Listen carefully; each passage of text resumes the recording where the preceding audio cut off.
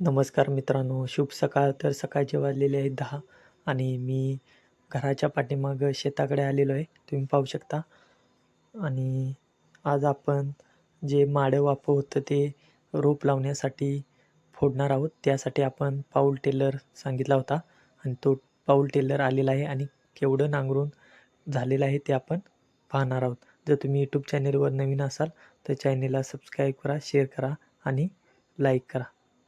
तर तुम्ही पाहू शकता आपण पाऊल टेलर सांगितला होता छोटा आणि आपलं माडं वापं नांगरण्यासाठी सुरुवात केलेली आहे. तुम्ही पाहू शकता आणि एक नांगरून झालेला आहे मित्रांनो आणि दुसरा नांगरण्यासाठी सुरू केलेला आहे ट्रॅक्टर.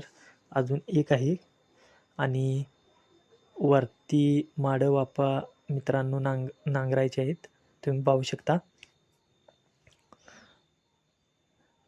पाऊस लवकर चालू झाल्यामुळे आपल्याला नंतर माडं वापं नांगरण्याला घात घावणार नाही. त्यासाठी 2 दिवस पाऊस नाही. त्यामुळे आपण ट्रॅक्टर सांगून माडं वापं नांगरणार आहोत. तुम्ही पाहू शकता मित्रांनो.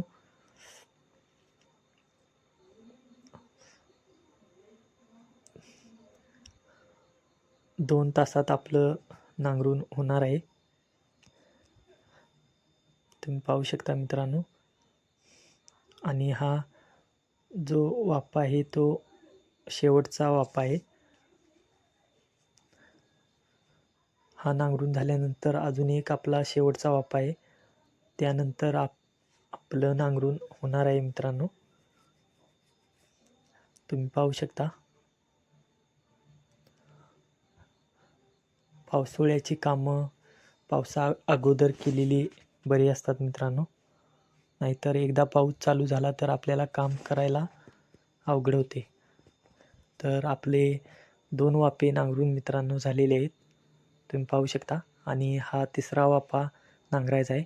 त्यानंतर आपण ट्रॅक्टरवरती घेणार आहोत. तुम्ही पाहू शकता कशा पद्धतीने माडं वापं नांगरले जातात. यामध्ये मित्रांनो आत्ता नांगरले तर नंतर त्यामध्ये ताण किंवा चारा उठत नाही. त्यामुळे ते चांगले असते आणि फायनली मित्रांनो आपलं नांगरून झालेलं आहे. तुम्ही पाहू शकता. पावसाळ्यामध्ये आपण यामध्ये रोप लावणार आहोत. त्यासाठी झळझळीत करणं किंवा स्वच्छ राखणं गरजेचं आहे. जर हा व्हिडिओ आवडला असेल तर चॅनेलला सबस्क्राईब करा, शेअर करा आणि लाईक करा. धन्यवाद.